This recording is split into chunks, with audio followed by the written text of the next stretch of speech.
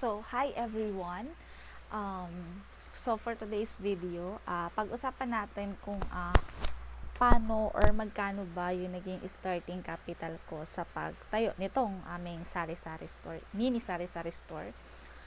So, actually, before talaga ako mag-resign sa trabaho, since nakakuha nga kami ng bahay, kung mapapanood nyo yung mga vlogs ko, ganyan, di ba? Nag-resign ako. Gusto namin mag-for good dito sa bahay na kinuha namin sa Laguna. So, ang gusto ko talaga ay magkaroon ng sari-sari store. Gusto ko talaga mag-establish ng something na pagkakakitaan. Kasi ayoko nang maging empleyado. So, ayun, ang gusto kong itayo lang nung una talaga sa isip ko ay sari-sari. Hindi ko in-expect na magsisimula ako sa gulay. Isa siguro guys sa technique or strategy kung magtatayo ka ng business, alamin mo yung ano yung gusto mo, alamin mo yung mas mabilis kang makakakuha ng mga resources kung saan ka makakakuha ng paninda. Kasi given yung sari-sari, maraming supermarket, marami kang pwedeng bilhan. Sa gulay, since ako guys ay laki sa bukid, may taniman ng gulay ang mga magulang ko. Ayun yung naging starting ko na hindi ko ina-expect na yun pala yung magiging simula nung business ko. So, ayan, nag-change location. Hindi naman. Kumbaga, ikutin natin yung mga sulok-sulok ng tindahan. Since ngayon ay alas 2, naka-alas 2, wala masyadong bumibili. Tapos, medyo maulan, makulimlim. Pwedeng, yan, may dadaang sasakyan. Naririnig yan, guys. So, may mga nagko-construct kasi dito since bago pa nga yung subdivision. So, ayun nga, nag-start ako sa gulay. Ang una kong ginawa ay nagpa-order muna ako.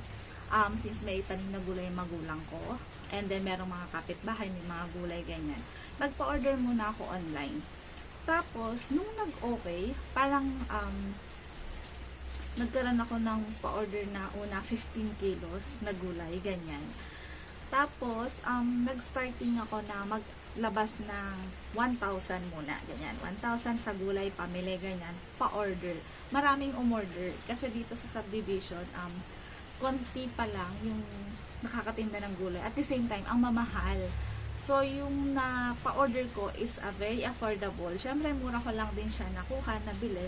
So, mura ko lang din siyang matitinda, mapa-order. So, ang daming umorder to the point na yung 15 kilos na yun ay naubos agad. And then, parang wala pang isang linggo, nagpa-order ulit ako. Yung sunod na pa-order ko na gulay ay 55 kilos. Yes, guys, 55 kilos. Nag-start ako sa sayote, kamatis, at repolyo. Ayun kasi yung mga gulay na marami sa amin nung panahon na yon. February, mga ganyang banda, February.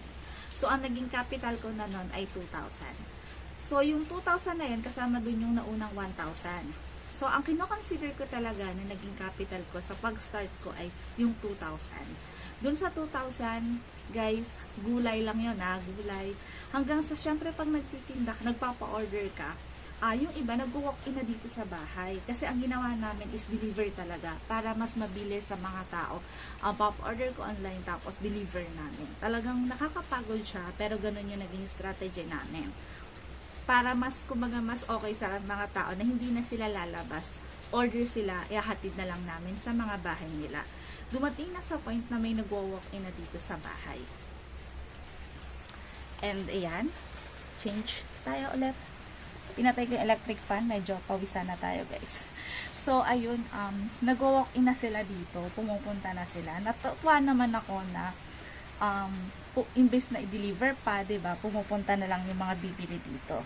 And gulay pa rin yun, gulay pa rin yung tinitinda ko. Bukod sa amin, naghanap na ako ng mga pwedeng kuhanan, mga bagsakan, ganyan. Tapos, nung nag-walk-in na yung mga tao, ang dami na nilang hinahanap, iba-ibang tinda na, iba-iba na yung, syempre may gulay ka, kailangan na nila ng sibuyas, ng bawang, at ng mga pandahok sa mga binibili nilang gulay. So, habang tumatagal, yung 2,000 pesos ko na sinimulan ko, pinaikot-ikot ko siya. Kumbaga, kapag kakaubos nito, bumibili ako pa konti-konti ng mga una, yan, mga asin, toyo, mga basic na panggamit sa pangluto. inisa-isa ko siya hanggang sa dumating sa point hindi ko na namamalayan na ito na yung aking tindahan. Meron na akong chichirya, yan, may mga kape, juice, 'di ba? Meron na akong mga sabon, meron na akong mga noodles, meron na akong mga delata. Imagine guys, 2,000 pesos. Nag-start ako sa 2,000 pesos. At ito na siya ngayon.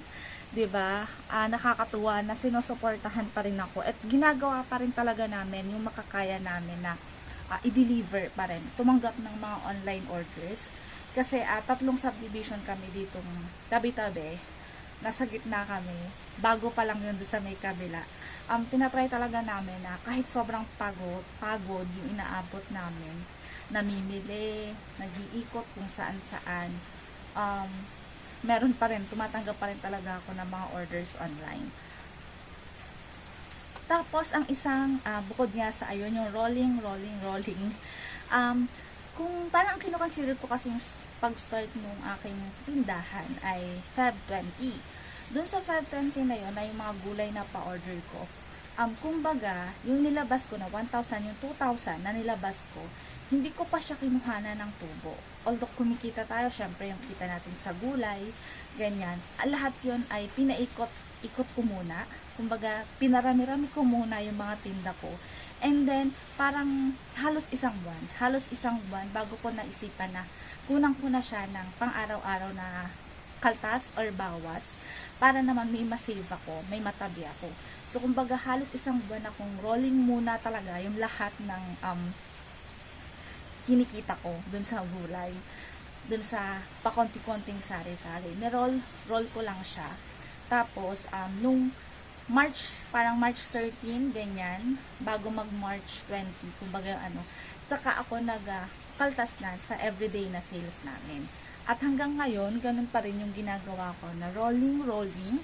Talagang kung hanggat maaari, kung pwede nga lang sana, wag ng kaltasan. Pero kailangan mo rin yan dahil sa mga pambayad. May mga bayarin tayo, mga bills tayo na kailangan bayaran. So, ayun, still surviving. Simula February, ngayon ay August 14. August 14 ko to pinifilm. March, April, May, June, July, August. Magsi 6 months na kami, actually halos pa 6 months kami dito sa bahay, and halos pa 6 months na din yung tindahan. And ayun nga din sa previous vlog ko, kumuha na kami ng barangay permit. Panoorin nyo na lang yung video ko bago to, dahil na-required na kami ng munisipyo. And syempre lumalaki na rin kahit papano, diba? Lumalaki na rin talaga yung tindahan at kailangan na. So ayun lang naman, mahirap, nakakapagod. Minsan sumasama na yung pakiramdam namin. Ngayon nga, masama yung pakiramdam ng asawa ko. Kaya sabi ko, kanina nag-deliver pa siya. Kumuha kami ng permit, nag-deliver pa siya ng mga orders. Ngayong hapon, hindi na muna ako tatanggap ng mga deliveries kasi masama yung pakiramdam niya. Bukas may kailangan pa kami mga pamilhin. May kailangan kami puntahan. So, sabi ko, magpahinga muna siya para bukas okay na. So, ayan, nakakapagod talaga. Pero at the same time, kapag gusto mo kasi yung ginagawa mo, magtatagal ka dun kumbaga, kapag gusto mo, magiging masaya ka, and magtatagal ka dun sa ginagawa. Hindi ko rin alam kung hanggang saan mag-okay, diba? Kung hanggang saan kakayanin yung tindahan. Pero sabi nga, as long as may bumibili sa'yo. And sobrang thankful ako sa lahat ng mga kapitbahay ko dito sa aming subdivision, sa dalawang kabilang subdivision. Meron pa nga rin na sa labas, umu-order, and hindi taga dito sa subdivision, umu-order sila sa amin. So, ayun lang, yun lang muna yung masashare ko for today.